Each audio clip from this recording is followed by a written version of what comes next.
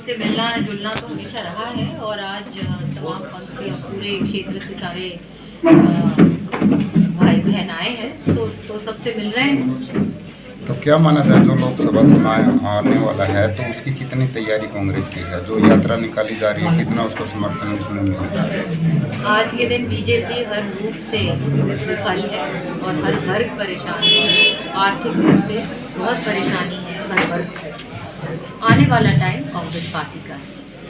BJP भी काफ़ी तैयारी कर रही है। वो कह रही है कि कांग्रेस वोटों में बटी हुई है, कहीं पर नहीं है कांग्रेस। बार बार मोदी सरकार के नारे लगाए जा रहे हैं। बीजेपी अपना काम करे, कांग्रेस की क्यों चिंता कर रहे हैं? कांग्रेस से अपना पूरा सक्षम है और कांग्रेस के पास जिले वाइज लीडर्स हैं, काम किया हुआ है। इतिहास प्रगति और विकास का है कांग्रेस का। 36 बिरादरियों को इकट्ठा रखने का इतिहास है। और जहाँ तक मेरा सवाल है, यहाँ पे सबको मालूम है कि किस प्रकार से, चाहे वो दादरी ज़िला हो, चाहे भिवानी हो, चाहे महेंद्रगढ़ हो, कितना पीने के पानी का काम करोड़ों की लागत से हुआ, सीवरेज का काम हुआ, गांव-गांव के अंदर काम हुआ। ऊपर से यहाँ पे जो यूनिवर्सिटी है, चौधरी बंसीलाल यूनिवर्सिटी यहाँ पे बनवाई। मेडिकल कॉलेज जो आज के दिन लोगों को नसीब नहीं है, उसकी भी तैयारी सारी मैंने ही करवाई। तो काम बहुत सारे हैं और लोग, मैं आशा करती हूँ कि वो ये बातें याद रखते हैं।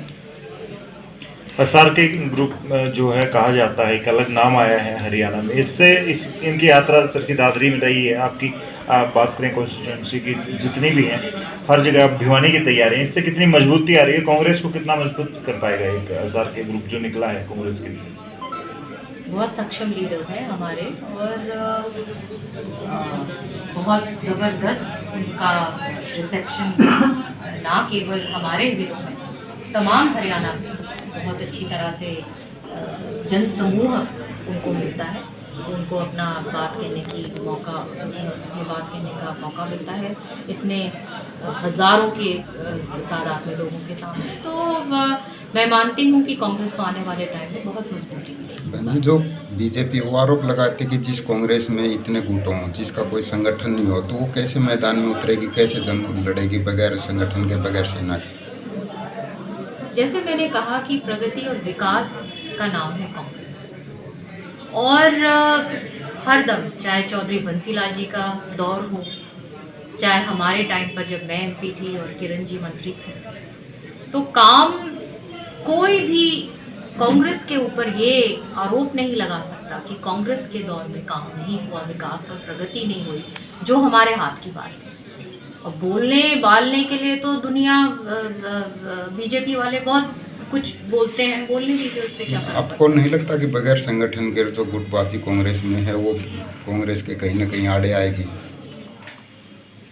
ऐसा है कि चुनाव मतदाता लड़ता है और आप अपनी बात मतदाता से कहते हैं और मतदाता सब कुछ है। और मेरा सौभाग्य रहा है कि यहाँ पे मेरे बहुत सक्षम भाई बहन हैं, बुजुर्ग हैं, जिन्होंने मुझे ज़मीन पर गांव-गांव में समर्थन दिया है वर्कर के रूप में। और बहुत तगड़ी टीम हम लोगों की।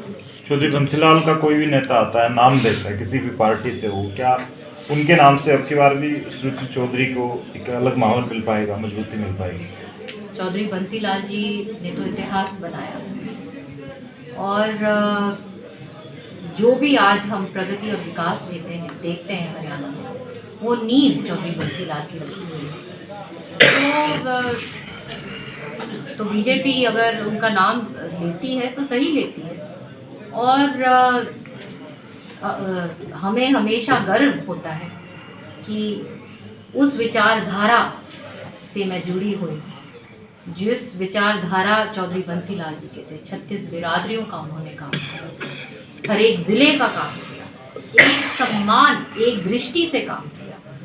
और यही एक राजनेता का काम होता है, जो सुलझा हुआ राजनेता होता है, कि सबको साथ लेके चले और प्रगति और विकास के मामले में सबका हिस्सेदारी सबको मिलनी चाहिए। इंडिया गठबंधन से काफ़ी उम्मीदें थी बच्ची, लग रहा था कि कहीं ना कहीं बीजेपी का मुकाबला होगा, लेकिन जिस प्रकार से बिखराव हुआ है, अलग अलग दल जो अलग अलग चुनाव लड़ने की बात कह रहे हैं, बिहार में नीतीश कुमार साथ छोड़कर फिर जो है बीजेपी के पाले में चले गए हैं, तो क्या लगता है ये बिखराव जो है वापस एक हो पाएगा, बीजेपी से मुकाबला कर पाएंगे ऐसे में बिखरते हुए?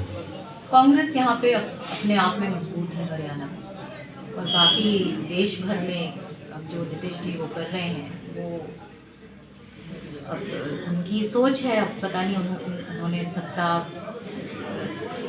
के विरोध में खड़ा भी होना एक आप में मजबूत नेता ही कर सकता है, जो प्रगति और विकास के लिए खड़ा रहता है, और वो लड़ाई चाहे कितनी भारी से भारी हवा क्यों ना हो, वो अपनी जगह पे और अपने प्रिंसिपल्स पे, अपने सिद्धांतों पे खड़ा रहता है। जैसे चौधरी बंसी लाल थे, जैसे चौधरी सुरेंद्र सिंह थे, तो मैं मानती हूँ कि शायद हर एक राजनेता वो ना कर पाए, लेकिन आज भी वैसे लोग हैं जो अपने सच्चाई के लिए खड़े रहते हैं। तो बीजेपी में जाना उनका डर है या मजबूरी, क्या कहें? जी, बीजेपी में जाना नीतीश कुमार का डर है या कोई मजबूरी है? अब उनके ऊपर बड़े नेता हैं और मुझे अच्छा नहीं लगेगा कि कोई हल्का मैं टिप्पणी करूं, मगर मैंने जो बात कहनी थी वो कह चुकी हूँ। बात करें आम आदमी पार्टी की, रंजू तो केजरीवाल हैं, भगवंत मान हैं, वो आ रहे हैं, रैली कर रहे हैं, आज भी जींद में उनकी बड़ी रैली ना वजूद हरियाणा में रहेगा। हरियाणा में वो अभी वजूद बना नहीं पाए, और पॉलिटिकल पार्टी अपना काम कर रहे हैं, वो मैं उनके ऊपर टिप्पणी क्या करूँ, लेकिन हरियाणा में उनका भी कोई ऐसी कोई बात नहीं। हरियाणा गठबंधन की सरकार में सहयोगी पार्टी है जेजेपी, वो भी प्रयास कर रही है, लोकसभा स्तर पर रैलियां कर रहे हैं। भिवानी से उन्होंने अनाउंसमेंट भी कर दिया कि अजय सिंह चौटाला या फिर दिग्विजय सिंह चौटाला चुनाव लड़ेंगे। सबसे पहले उम्मीदवार की घोषणा एक तरह से कह सकते हैं कि उन्होंने की है। मैं तो चाहती हूँ वो लड़े, ज़रूर लड़े, अच्छी बात, हम तो चाहते हैं, हम स्वागत करेंगे उनका भिवानी में। तो अजय जल्दी बताएं। तो अजय सिंह चौटाला से आप टक्कर मानेंगे या फिर बीजेपी उम्मीदवार जो धर्मवीर सिंह है उनसे? देखिए, ये हल्की बात मैं अपने ये नहीं मानती, इस प्रकार की बात शोभा देती है। अंत में मतदाता डिसाइड करता है, निर्णय देता है, और उतनी नम्रता होनी चाहिए।